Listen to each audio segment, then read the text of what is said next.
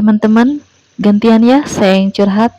Sebenarnya saya ini lagi sedih, tapi sambil saya curhat, sambil saya kasih berlian. Yuk kita bahas. Halo teman-teman, apa kabar? Ada saya kembali Siti Nudianti, sahabat baik kamu. Betul, ini gak bercanda ya teman-teman. Saya rasanya pengen gantian curhat sama kamu.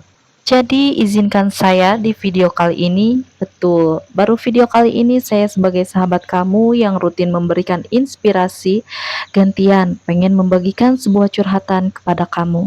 Tapi, ada tapinya ya. Bedanya ada ilmu berliannya juga yang bisa menyembuhkan saya dari masalah yang baru-baru aja saya alami. Ilmu apa mbak? Nih, sekarang apapun yang sedang kamu lakukan, coba kamu rileks dulu. Tetap mengerjakan apapun itu yang sedang kamu kerjakan ya, tapi coba deh pasang telinga kamu. Jangan-jangan masalah saya ini betul-betul sama dengan permasalahan kamu baru-baru ini. Tuhan itu unik loh cara kerjanya, gak percaya?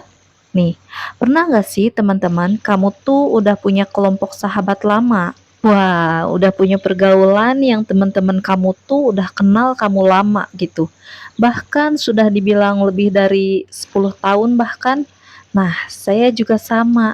Saya merasa bahwa mereka itu adalah orang-orang yang bagi saya secara pribadi seharusnya sudah lebih dekat daripada sekedar teman. Tapi yang namanya manusia, seperti yang saya sering bilang sama kamu ya, manusia itu selalu berubah. Saya ulangi, siapapun manusia di kiri kanan kamu, mereka sebaik apapun pasti udah hukum alamnya akan berubah pelan-pelan, tapi pasti. Nah, singkat cerita teman-teman, yang sudah saya anggap saudara ini, perilaku mereka berubah. Saya tidak tahu salah saya di mana. Tiba-tiba di grup yang ada mereka juga saya itu tidak pernah di-mention lagi teman-teman untuk diajak berkumpul. Wah, mungkin permasalahan ini bagi kamu seperti hal yang biasa banget ya. Tapi coba deh, pernah nggak kamu dalam hal apapun, dalam hal percintaan, dalam hal keluarga, dalam hal pergaulan, pernahkah kamu merasa tidak dianggap karena sebuah hal yang kamu sendiri gak tahu kenapa? Nah, rasanya gimana? Gak enak ya? Bingung, campur kecewa, campur sedih. Tapi ya udah, mau gimana lagi? Itu sudah terjadi. Itulah yang saya alami, teman-teman. Dan akhirnya dari situ saya bingung harus melakukan apa. Karena pada dasarnya sehebat apapun saya menyembuhkan kamu, saya pun kadang-kadang masih butuh waktu untuk menyembuhkan diri sendiri. Sampai pada akhirnya Tuhan itu baik ya. Selepas saya beribadah, saya minta petunjuk. Saya mendapatkan sebuah hikmah ke dalam hati saya. Hikmah itu apa, Mbak? Hikmah itu sebuah petunjuk dari Tuhan.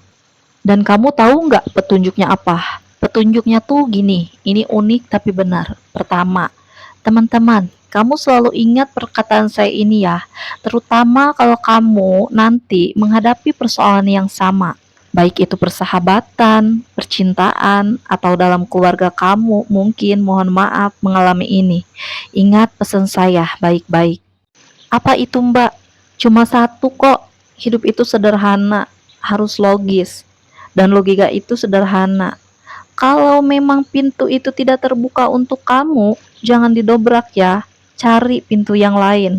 Saya ulangi, dalam hidup, kalau memang pintu itu tidak terbuka untuk kamu, jangan didobrak ya. Cari pintu yang lain. Maksudnya apa, Mbak? Maksudnya kayak saya. Teman-teman saya sudah berubah perilakunya sama saya. Saya nggak tahu salah saya apa. Saya sudah membuka diri, tapi selalu saja salah gitu kan ya. Akhirnya saya sadar, setelah saya ibadah, Tuhan ngasih petunjuk. Petunjuknya adalah sederhana. Saya tidak boleh melawan takdir bahwa orang-orang itu bukan untuk saya lagi. Teman-teman, kamu tahu nggak? Kalau kamu mau waras dalam hidup, kuncinya tuh cuma dua. Apa itu, Mbak? Lihat kenyataan dan terima. Saya ulangi, kalau kamu mau waras nih, sebagai manusia, kuncinya cuma dua. Apa itu, Mbak? Lihat kenyataan dan terima. Nah, masalahnya saya tahu, bagian terima itu gak mudah, Mbak. Di bagian move on, untuk menerima bahwa kenyataannya begini itu susah, betul nggak? Ya kan? Nah, disitulah akhirnya saya menemukan sebuah jawaban. Bagaimana caranya kita setelah tahu kenyataan tidak berpihak pada kita nih? Terus cara move onnya gimana, Mbak? Caranya ternyata mudah, teman-teman. Dengarkan baik-baik ya. Ini masuk akal tapi benar. Gini caranya. Kamu pernah dengar nggak sebuah perkataan bunyinya mens sana in corpore sano? Wah, itu bahasa Latin ya. Artinya apa? Simple. Di dalam tubuh yang sehat terdapat jiwa yang kuat. Saya ulangi. Ini benar banget nih, saya udah praktekin. Di dalam tubuh yang sehat terdapat jiwa yang kuat. Kalau kita mau menerima kenyataan, syarat utamanya jiwamu harus kuat dulu, titik, gak ada koma. Saya bilang begini, dengerin. Kamu tidak pernah bisa menghindari masalah. Semakin kamu berpikir masalah ke dalam hidup kamu bisa habis suatu saat nanti. Itu sama seperti kamu mimpi di siang bolong. Loh, kok kenapa, Mbak? Karena masalah tuh hukum alamnya begini. Dia ngilang numbuh lagi. Dia ngilang satu numbuh 1000. Betul nggak? Coba lihat hidup kamu. Lihat deh. Betul kan? Seiring berjalannya waktu, semakin kita bertambah dewasa, makin tua, masalah tambah banyak apa tambah dikit? Jujur. Makin banyak, makin dikit. Makin banyak. Berarti masalah itu tidak bisa dihindari. Yang bisa kita lakukan bukan menghindari masalah, tapi apa? Kita bisa mengatur emosi, perasaan kita di dalam menghadapi masalah-masalah tadi. Itu yang benar. Saya ulangi, kamu tidak bisa menerima masalah karena memang masalah selalu datang dimanapun kita berada. Sekaya apapun kita, tapi kamu, iya kita, bisa mengendalikan perasaan. Seperti apa perasaan kita untuk menghadapi permasalahan tadi? Caranya gimana? Caranya gampang. Buat tubuh kita sehat dulu, maka jiwa kita akan kuat, teman-teman. Itu yang saya lakukan. Saya buat tubuh saya sehat dulu. Ketika tubuh saya sehat, jiwa saya kuat, itu rasanya masalah apapun saya bisa hadapi. Nah, sekarang pertanyaannya gimana? Cara buat tubuh saya sehat, Mbak? Lakukan dua hal. Ingat ya, lakukan dua hal. Yang pertama, sujudkan kepalamu di hadapan Tuhanmu sesujud-sujudnya. Artinya apa? Kembalikan dirimu kepada Tuhanmu setotal-totalnya, sepasrah-pasrahnya. Kalau cuma berdoa doang, anak kecil juga bisa. Tapi kita sebagai manusia dewasa, jangan cuma berdoa doang tuh. Sujudkan kepala kita kepada Tuhan kita, artinya pasrahkan diri kita total kepada kehendak Tuhan. Ngadu sama Tuhan, bilang, ya Tuhan, apa yang menjadi kehendakmu saya terima, tapi tolong bantu saya sudah mulai menyerah, tapi tolong bantu saya, bilang gitu ke Yang Maha Kuasa. Itu yang pertama. Yang kedua ini yang paling susah, terutama bagi kamu nih, sahabat-sahabat saya sebagai orang Indonesia susah banget melakukan yang kedua. Apa itu, Mbak? Olahraga. Saya ulangi, olahraga itu bukan nyehatin fisik doang. Coba deh kalau nggak percaya. Kamu lihat pengalaman kamu nonton video-video saya. Sekarang saya tanya sama kamu, dari semua video-video saya yang sering kamu tonton tuh, banyakan mana yang benar, yang cocok sama yang gak cocok sama kamu? Kalau kamu masih sering menonton video saya, itu berarti video saya banyakan benernya dong. Betul? Nah, sekarang kalau banyakan benernya berarti ketika saya suruh kamu olahraga untuk menyelesaikan permasalahan kamu, itu juga benar, benar. Percaya sama saya. Walaupun masalah kamu hutang piutang, pacar yang selingkuh, pacar yang putus, atau temen yang mendadak berubah kayak saya, permasalahan kamu baru di PHK, bingung mau mulai bisnis apa, apapun permasalahan kamu, setelah kamu berserah diri sama Tuhan, sujudkan kepalamu tadi seperti yang saya suruh di bagian awal. Lakukan yang kedua, pilih olahraga apapun dan lakukan sekarang juga. Olahraga itu teman-teman efeknya dahsyat. Kalau nggak percaya coba deh. Pilih olahraga apa aja boleh. Boleh jogging, naik sepeda, atau olahraga yang paling sempurna apa. Pilih antara berenang atau yoga. Kalau saya pilih yoga karena saya tidak bisa berenang. Dengan yoga itu diri kamu akan tiba-tiba menjadi tenang banget setelah kamu olahraga. Badan kamu tuh seger. Dan coba kamu rasain, buktikan perkataan saya lagi. Benar nggak ketika kamu selesai olahraga rutin, masalah tetap ada, tetapi cara pandang kita menghadapi masalah tuh beda. Yang tadinya tuh kita kayaknya mellow menghadapi permasalahan gitu ya, kayaknya tuh berat banget gitu ya. Begitu udah olahraga jadi seger. Itu masalah tetap ada. Tapi kok cara pandang kita beda ya Mbak? Rasanya emosi kita tuh nggak separah tadi, nggak selebay tadi, nggak semelau tadi, betul? Diri kamu ketika segar setelah olahraga, masalahmu tetap ada, tapi cara pandangmu, emosimu jauh lebih ringan, jauh lebih positif. Itu benar. Nah, sebentar. Ada pertanyaan nih di sini, Mbak. Maaf nih ya.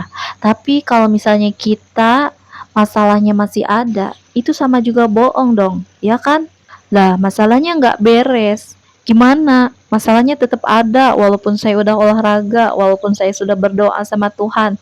Gimana tuh Mbak caranya? Simple, dengerin baik-baik. Ini fakta ya. Masalahmu akan beres ketika emosimu beres terlebih dahulu. Saya ulangi. Kan tadi saya suruh kamu tuh lebih berserah diri sama Tuhan, kemudian berolahraga. Ya kan? Betul? Nah, jika kamu melakukan itu, emosi kamu akan berbeda dalam melihat masalah kamu. Emosi kamu jauh lebih positif dan pegang perkataan saya. Ketika emosimu lebih positif, di saat jiwamu sudah kuat, kamu akan memandang masalahmu berbeda, lebih positif. Dan ketika kamu memandang masalahmu lebih positif, masalahmu lama-lama akan beres dengan sendirinya. Itu benar. Kenapa? Karena masalah itu butuh diri kita dalam kondisi yang terbaik. Saya ulangi, masalah kita itu bakal beres sendirinya atas izin Tuhan. Kalau kita dalam kondisi jiwa yang terbaik, jiwa yang kuat, itu fakta loh, benar. Coba sekarang bagi kamu nih, yang secara tidak sengaja sebelum menonton video ini, pernah nggak melakukan apa yang saya suruh tadi? Kalau pernah, benar nggak? Ketika kamu olahraga itu, masalah itu lebih ringan. Iya, lebih ringan untuk dihadapi. Sampai akhirnya hilang aja masalahmu. Padahal kuncinya kamu cuma rutin olahraga doang, mungkin sambil berdoa. Betul nggak? Ya kan? Nah, itu loh yang saya gunakan tadi untuk menyembuhkan diri saya sendiri, teman-teman. Dari dulu masalah hidup saya itu juga banyak. Tapi bagaimana caranya saya bisa survive terus saya pakai cuma dua, ibadah yang benar, olahraga yang rutin, titik, udah. Masalah datang pergi, tapi sayanya stabil. Jadi benar tuh perkataan zaman dulu, di balik tubuh yang sehat terdapat jiwa yang kuat. Betul. Kalau kamu mau move on, jiwanya dikuatin dulu. Kalau jiwanya belum kuat, tubuhnya dibuat sehat dulu. Gimana caranya? Selain makan yang benar, berdoa yang banyak, dan rutin olahraga, jelas ya. Masuk akal ya, bagus. Sekarang kalau memang ini benar-benar masuk akal, boleh nggak saya minta dua hal aja dari kamu? Ini penting. Yang pertama, saya pengen banget coba kalau kamu setuju dengan apa yang saya katakan tadi. Kamu tuliskan setuju banget di komentar. Kemudian kamu klik jempol ke atasnya untuk video ini, agar video ini secara otomatis tersebar kepada orang-orang di luar sana yang membutuhkan. Sudah? Terima kasih. Yang kedua, saya pengen coba deh kamu praktekin ini. Iya, video ini. Karena kebahagiaan yang paling sejati bagi saya, kamu bisa menjadi manusia yang jadi lebih bahagia, walaupun masalahnya banyak. Jelas ya? Jadi mulai sekarang saya ingin kamu jadikan video ini sebagai salah satu video saya yang paling sering kamu tonton dan kamu resapi deh. Bukankah apa yang saya katakan dari tadi ini lagi-lagi relate dan benar untuk hidup kamu sendiri? Betul? Selamat ya, ini hadiah dari Tuhan untuk kamu. Oke, sekian video saya untuk hari ini. Terima kasih karena sudah menonton sampai habis. Jangan lupa untuk bantu klik subscribe-nya juga ya, karena subscribe itu gratis. Oke, sekian dan terima kasih. Masih ada saya Siti Nurdianti, sahabat baik kamu. Tetaplah semangat teruslah berbagi dan saling menyayangi. Bye-bye.